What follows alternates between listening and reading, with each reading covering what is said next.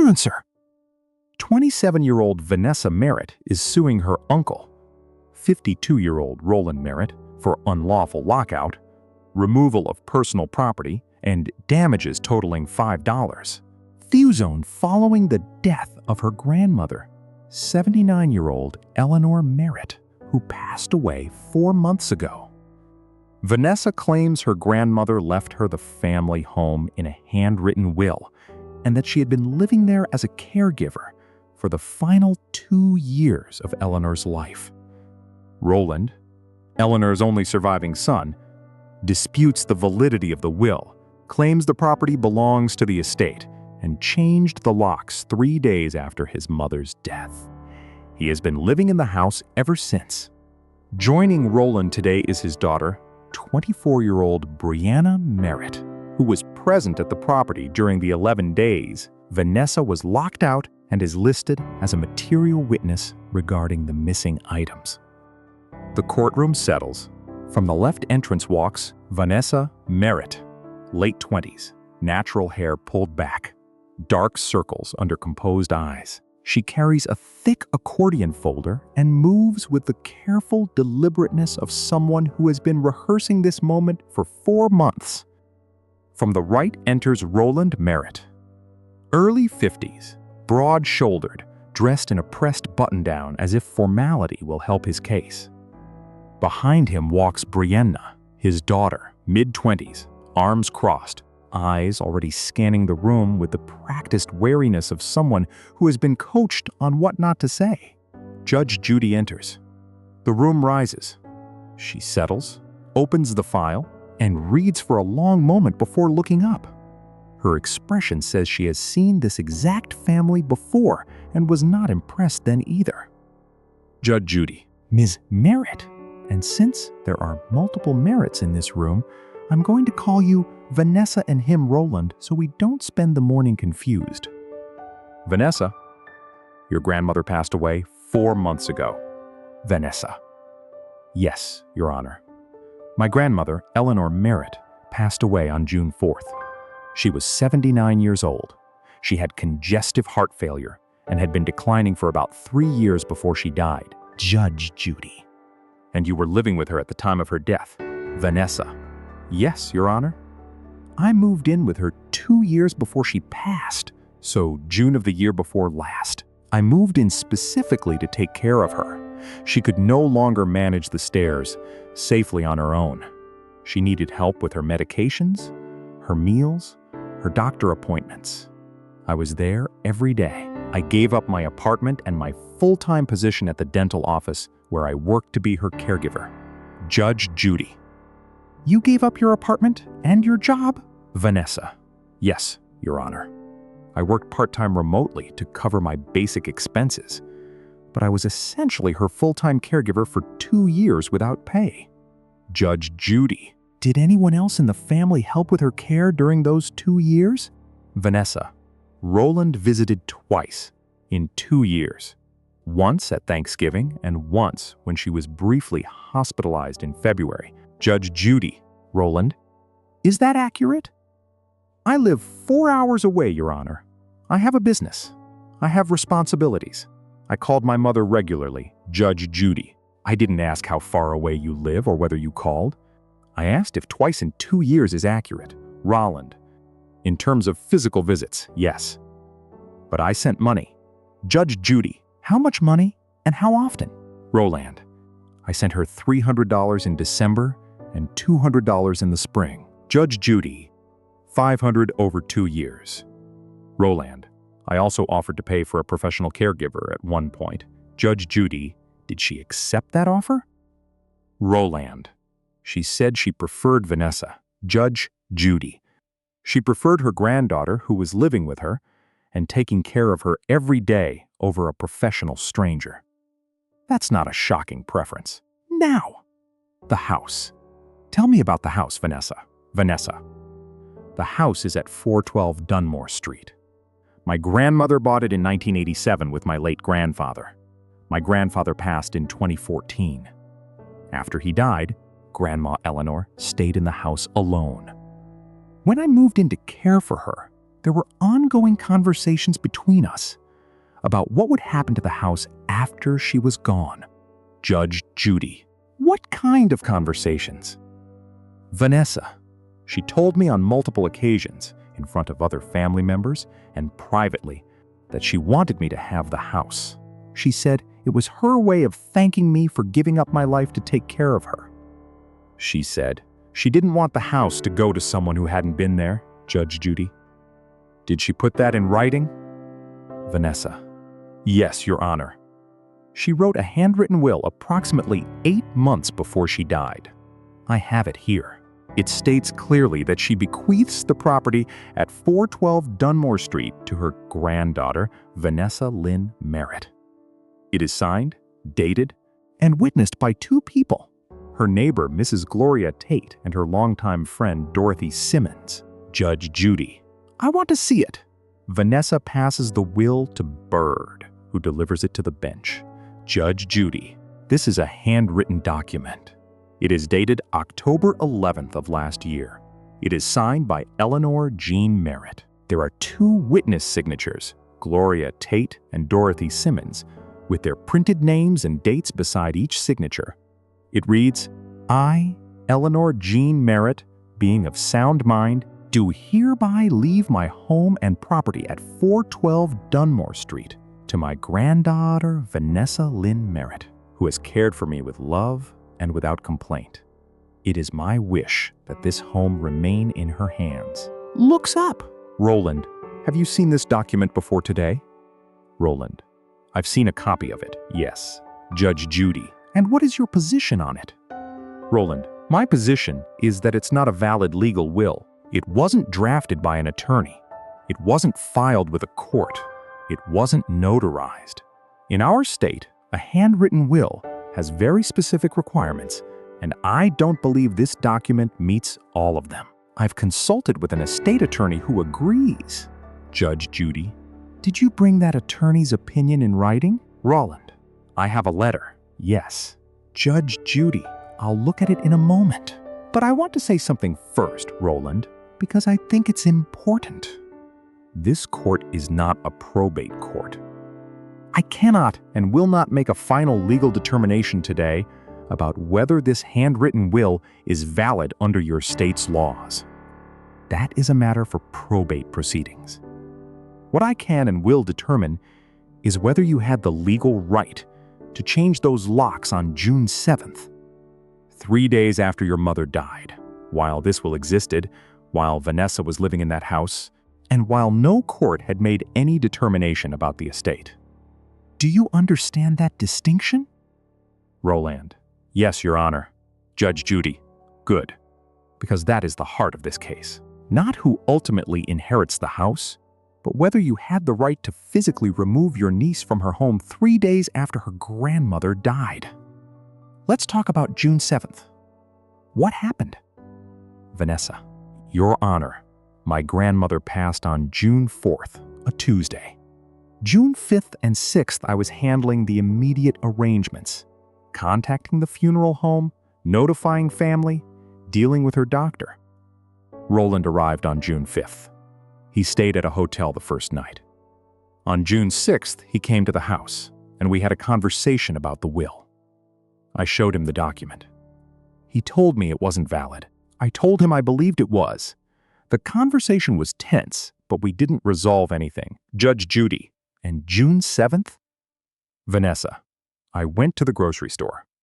I was gone for approximately 45 minutes. When I came back, my key did not work. The locks had been changed. There was a note taped to the door. I have it here. That said the property was under estate administration and that I should contact Roland's attorney to arrange retrieval of my belongings. Audience murmurs Judge Judy. You went to the grocery store and came back to find yourself locked out of the house you had been living in for 2 years. 3 days after your grandmother died. Vanessa. Yes. Your Honor. Vanessa stops. A breath catches, brief, involuntary. She presses her lips together for just a moment, looking down at her folder. Then she lifts her head and continues, her voice level again. I stood on that porch for I don't know how long. I kept trying the key thinking I was doing something wrong. I wasn't doing anything wrong, Judge Judy. No, you weren't. And where were your belongings, Vanessa? Inside. All of my belongings were inside. My clothes, my furniture. I had brought my own furniture when I moved in, my laptop, my documents, my grandmother's personal items that I had been keeping safe. Everything, Judge Judy. How long before you were able to get your belongings back? Vanessa. 11 days, Your Honor. Roland's attorney contacted me and told me I could come on June 18th between 10 a.m. and noon with a vehicle to collect my things. 2 hours. I had 2 hours to collect 2 years of my life, Judge Judy. And were all of your belongings there when you came to collect them? Vanessa. No, Your Honor. That's part of what I'm suing for. Several items were missing or damaged. My grandmother's jewelry box, which she had specifically told me she wanted me to have, and which I had been keeping on my dresser, was gone. My external hard drive was gone. A box of my grandmother's personal photographs that I had organized was gone, and my armchair, which I brought from my old apartment, had been moved to the garage and had water damage from a leak in the garage roof. Judge Judy, do you have documentation of these items and their value? Vanessa. Yes. I have photographs I took when I moved in. I photographed my belongings when I set up my room, which I'm glad I had the foresight to do. I have receipts for several items. I have a written statement from my grandmother, given to me approximately 6 months before she died, specifically naming the jewelry box as a gift to me.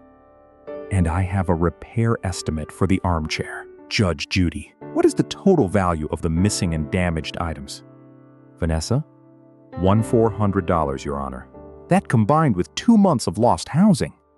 I had to move into a friend's spare room and pay $500 a month. Brings my total direct damages to $2,400. I am also claiming $2, $600 for the 2 years of unpaid caregiving at a very conservative rate. My total claim is $5,000. Judge Judy will break those down separately.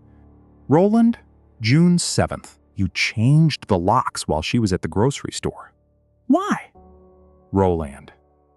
Your Honor, I changed the locks because I needed to secure the property. My mother had just died. The house is an asset of the estate. Until the estate is properly administered, no one should be living in it. Especially not someone claiming ownership based on a document I believe is invalid. Judge Judy. Here's what I want to know. On June 7th, before you changed those locks, had any court declared that will invalid? Roland. No, but Judge Judy, had any probate proceeding been initiated? Roland. I was in the process of. Judge Judy. Had any judge anywhere issued any order giving you authority over that property? Not formally, no, but as the sole surviving Judge Judy. The answer to all 3 questions is no. No court had declared that will invalid. No probate had been opened. No judge had given you authority over anything. And yet you changed the locks on a house where your niece had been living for 2 years. Legally, as a resident, 3 days after her grandmother died, based solely on your own determination that the will wasn't valid. You appointed yourself the authority. Silence in the courtroom. I was trying to protect the estate. Judge Judy. From what? From your niece who had been living there for 2 years and caring for your mother while you were 4 hours away, sending $500 over 2 years? What exactly were you protecting the estate from? Roland. I was concerned that she would, that things might disappear from the property. Judge Judy. Things might disappear. You were concerned that Vanessa, who had been living in that house for 2 years, caring for your mother every day, would steal from the estate. Roland. I didn't know what she might do. Grief makes people act strangely. Judge Judy. And yet the items that are missing from that property are hers. Her jewelry box, her grandmother's gift to her, her external hard drive, her personal photographs. Those items didn't disappear before you changed the locks. They disappeared after. You were worried about her taking things that didn't belong to her, and instead things that belonged to her went missing on your watch. Audience reacts. Murmurs. Several audible sounds of recognition. I don't know what happened to those items. The house was being sorted through. Things get moved. Judge Judy. Things get moved. An external hard drive gets moved. A jewelry box gets moved. A grandmother's personal gift to her granddaughter gets moved. Where did it move to? Roland, I genuinely don't know. Judge Judy, you genuinely don't know. Brianna, you were at the house during those 11 days. I want to ask you some questions directly. How many days were you physically present at that property while Vanessa was locked out? Brianna, I was there for about 6 of the 11 days, Your Honor. Judge Judy, 6 days. And during those 6 days, what were you doing? Brianna, I was helping my dad go through my grandmother's belongings. Organizing. Separating what was hers from what needed to be donated or stored. Judge Judy. Organizing. While the person who had lived in that house for 2 years was locked out of it. Did you go into Vanessa's room?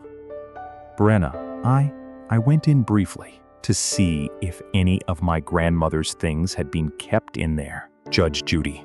And did you find any of your grandmother's things in Vanessa's room? Brianna, there were some photographs and some personal items of Grandma's on the dresser. Judge Judy. What personal items? Brenna, there was a jewelry box and some other small things. Judge Judy. There was a jewelry box on the dresser in Vanessa's room. What did you do with it? Brianna. I didn't know whose it was. I thought it might be my grandmother's property, part of the estate. I set it aside with some other items. Judge Judy, you set it aside. Where? Brenna. I gave it to my dad to look through with the rest of the estate items. Judge Judy. So the jewelry box that Vanessa says was on her dresser. You personally picked it up, decided it might be estate property, and handed it to your father. Brianna. I didn't know it was hers specifically. It was just sitting there. Judge Judy. It was sitting on her dresser, in her room, in a house where she had been living for 2 years. And it didn't occur to you that an item on her dresser might belong to her? Brianna, we were going through everything. There wasn't always a clear line between what was Grandma's and what was Vanessa's. Judge Judy. Her dresser is a clear line, Brianna. Her dresser, in her room, with her belongings, is a clear line. Did you touch any other items in Vanessa's room? Brianna, there were some boxes. I moved them to the hallway. Judge Judy, what was in the boxes? Brianna, I didn't go through them carefully. Photos, I think. Some personal documents. Judge Judy.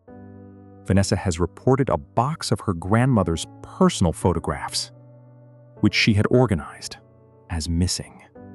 Do you believe those boxes you moved to the hallway could have contained those photographs? Brianna. It's possible. Judge Judy. It's possible. And the external hard drive, Vanessa's personal hard drive, did you see that in her room? Brianna. There was something on the desk. I honestly don't remember clearly. Judge Judy. You don't remember clearly. You were in her room for what you describe as a brief visit. You removed a jewelry box from her dresser and handed it to your father. You moved boxes of photographs to the hallway. And you can't clearly account for an external hard drive that was also in that room. Let me ask you something directly, Brianna. Was it your intention to take anything that belonged to Vanessa? Brianna. No, Your Honor. Absolutely not. Judge Judy. But things that belonged to Vanessa ended up moved, misplaced, or missing on your watch. Good intentions and harmful outcomes are not mutually exclusive. Roland, your daughter has just told this court that she personally handled the jewelry box from Vanessa's dresser and gave it to you. Do you remember receiving it? Roland, there were a lot of items being sorted. I can't say specifically, Judge Judy, Roland. Pause. I remember there being a box, yes. Judge Judy, you remember there being a box. A jewelry box. From your niece's dresser. And you don't know where it is now. Roland, I may have put it with some of my mother's things for safekeeping. I'm not certain, Judge Judy. For safekeeping. In whose safekeeping? Roland. I'd have to look through my things when I get home. Judge Judy. You'd have to look through your things. This is interesting, Roland. You changed the locks because you were concerned things might go missing. And now, sitting in this courtroom, you are acknowledging that you may have your niece's property. A piece specifically designated as a gift to her by your own mother, somewhere in your possession. And you haven't looked for it. Dead silence. Judge Judy. We'll come back to that, Roland. Let me see this attorney's letter. Roland passes the letter to Bird, who delivers it to the bench. Judge Judy. This letter is from an attorney named Gerald Fitch. It is dated June 12th, 5 days after you changed the locks. So when you changed the locks on June 7th, you did not yet have this attorney's written opinion. I had spoken to him by phone before that. Judge Judy. But the written opinion, the document you brought here today to support your actions, was obtained after you had already taken those actions. You changed the locks first and got the legal opinion second. Roland. I acted on his verbal guidance. Judge Judy. And what does Mr. Fitch's letter actually say? Let me read it carefully. It says, and I want to be precise, that in his opinion, the handwritten will may not satisfy all statutory requirements for a holographic will in your state, and that its validity would likely be subject to challenge in probate court. May not satisfy. Would likely be subject to challenge. Mr. Fitch is not saying this will is invalid. He is saying it might be challenged. That is a very different thing. Roland, do you understand the difference between this will is invalid and this will might be challenged? I took it to mean it wasn't valid, Judge Judy. You took it to mean what was most convenient for what you had already done. That is not the same as what it says. This letter does not declare that will invalid. It says it might face challenges. Meanwhile, that document exists. It is signed. It is witnessed. It names Vanessa specifically. And until a probate court rules otherwise, it represents your mother's stated wishes. You do not get to override your deceased mother's stated wishes based on your own interpretation of a cautionary legal letter. Long pause. The gallery is absolutely still. Vanessa. Your Honor, may I add something? Judge Judy. Go ahead. Vanessa. I want the court to know that I have already filed for probate. I filed 3 weeks after the lockout, once I recovered enough to function. The probate case is ongoing. I am not asking this court to give me the house today. I understand that's not what this court does. I'm asking for compensation for being illegally removed from my home, for my missing belongings, for the housing costs I've incurred, and for the caregiving I provided without compensation. The house is a separate matter. This is about what he did to me in the days and weeks after my grandmother died. Judge Judy. That is a very clear and reasonable statement, Vanessa. And it tells me you understand exactly what this court can and cannot do. Roland. She is not asking me to give her the house. She is asking me to hold you accountable for how you treated her in the immediate aftermath of her grandmother's death. Can you address that separately from the inheritance question? Roland. Your Honor, I understand that my timing was. I understand it was difficult for her. But I was also grieving. My mother had just died. I was trying to handle a complicated situation under enormous emotional stress, and I made some decisions quickly that maybe I would have handled differently with more time. Judge Judy. That is the most human thing you've said this morning, Roland, and I want to acknowledge it. You lost your mother. You were grieving. You were 4 hours from home, dealing with a complicated estate, and you made rapid decisions. I understand that. But here's the reality. Grief does not suspend other people's rights.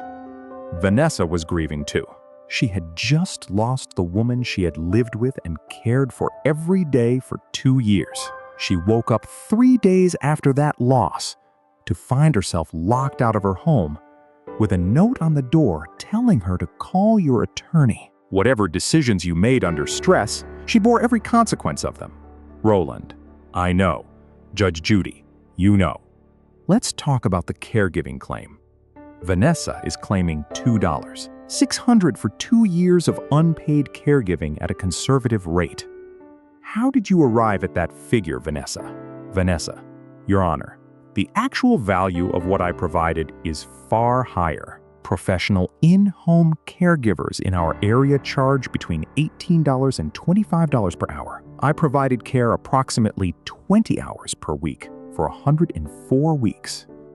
Even at the lowest professional rate, that exceeds $37,000.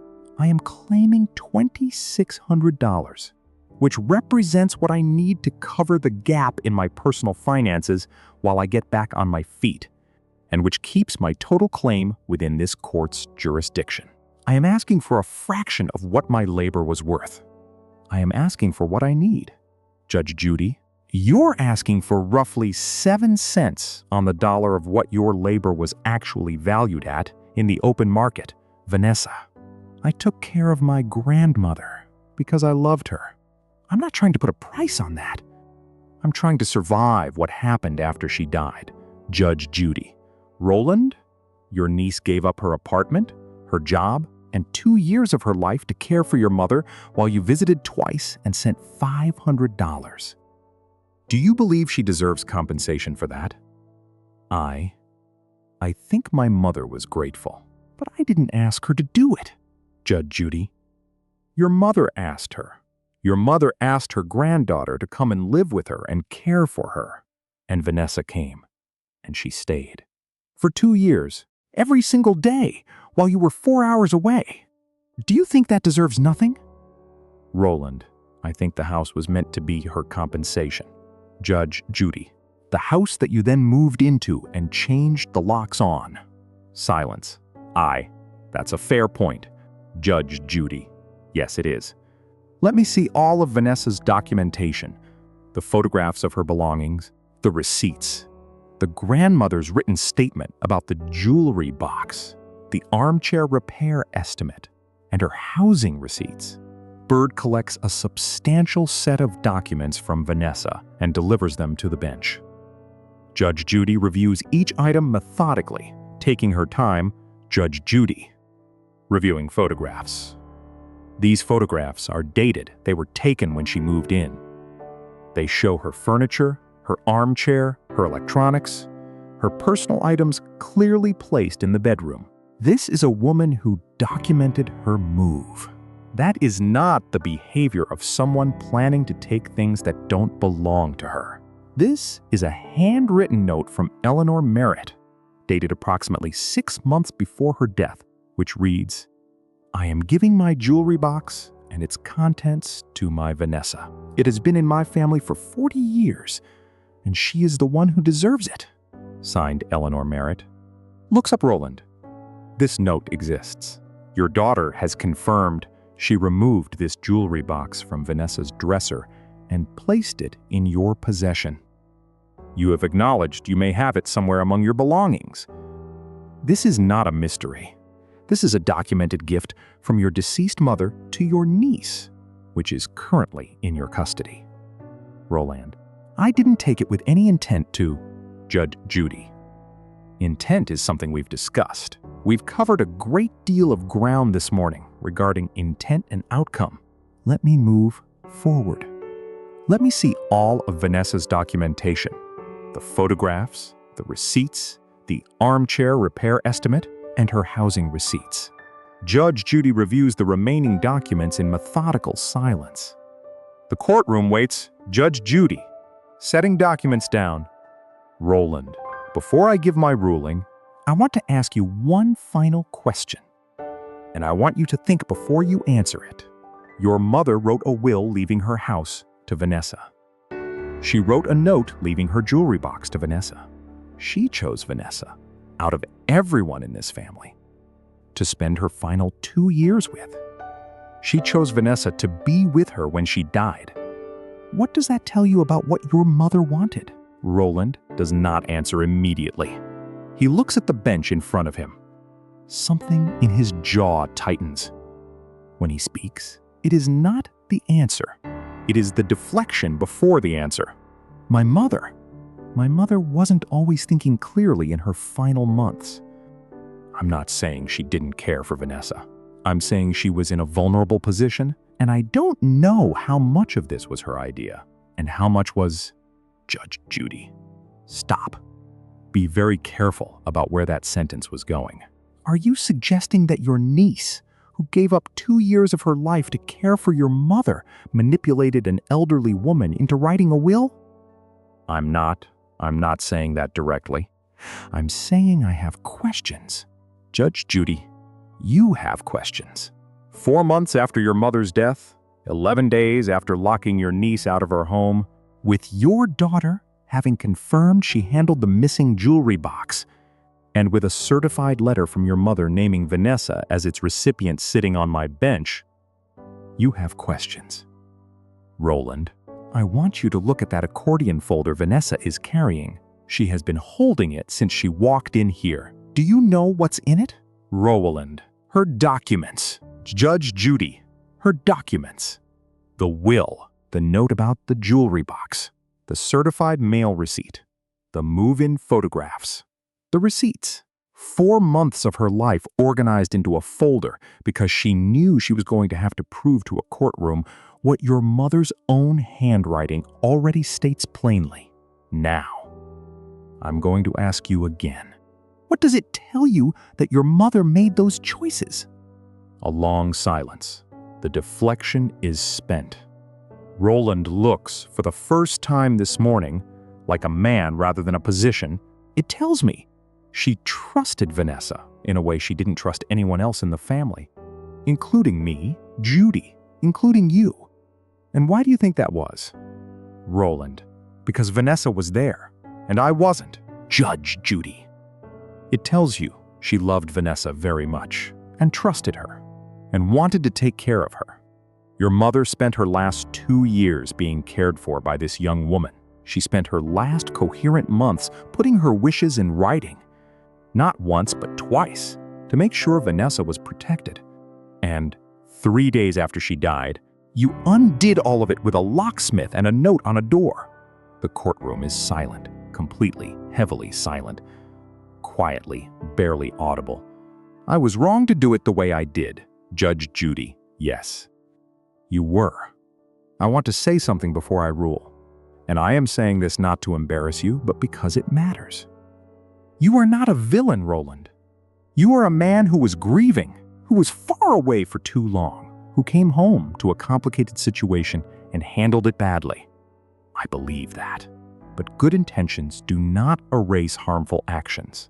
And the harm you caused Vanessa in the weeks after her grandmother's death, the lockout, the missing belongings, the humiliation of being told to arrange a 2-hour window to collect 2 years of her life, that harm was real.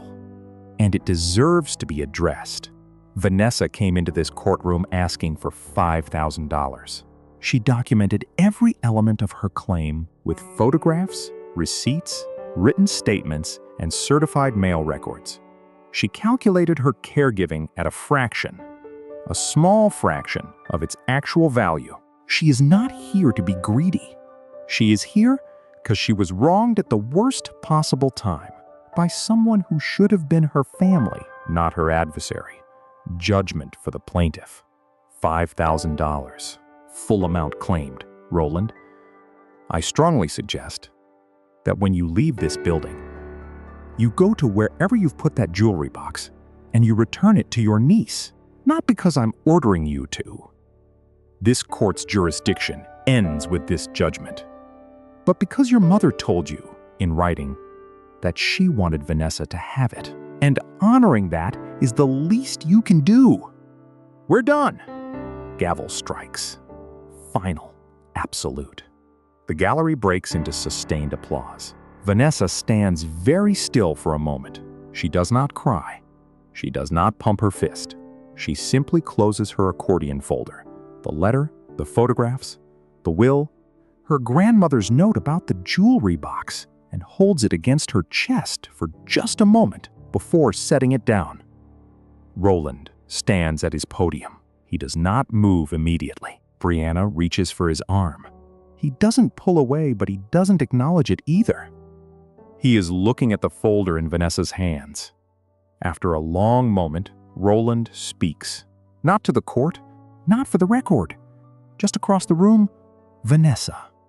The jewelry box. I'll look for it when I get home. Vanessa looks at him. A long beat. 11 years of family history pass between them in the silence, Vanessa. She would have wanted us to be okay, Uncle Roland. Roland nods once. He picks up his folder. He walks out. Bird opens the side door. The courtroom empties. Judge Judy is already reading the next file, Nots Announcer Epilogue. 2 days after the judgment, Roland found his mother's jewelry box in a storage bin in the trunk of his car. It had been there since the day Vanessa was locked out. He told no one he had found it immediately. He mailed it to Vanessa without explanation. 11 days later, she received it on a Tuesday morning, opened it slowly, and found all 40 years of her grandmother's jewelry, exactly as Eleanor had left it. The external hard drive was never recovered. The probate case regarding 412 Dunmore Street is still ongoing at the time of this taping. Vanessa's attorney has filed the handwritten will as the primary testamentary document. Roland has not formally contested it. Vanessa is currently renting a small apartment 2 miles from Dunmore Street. She drives past the house sometimes. The oak tree in the front yard, the one her grandfather planted the year they moved in, is still there.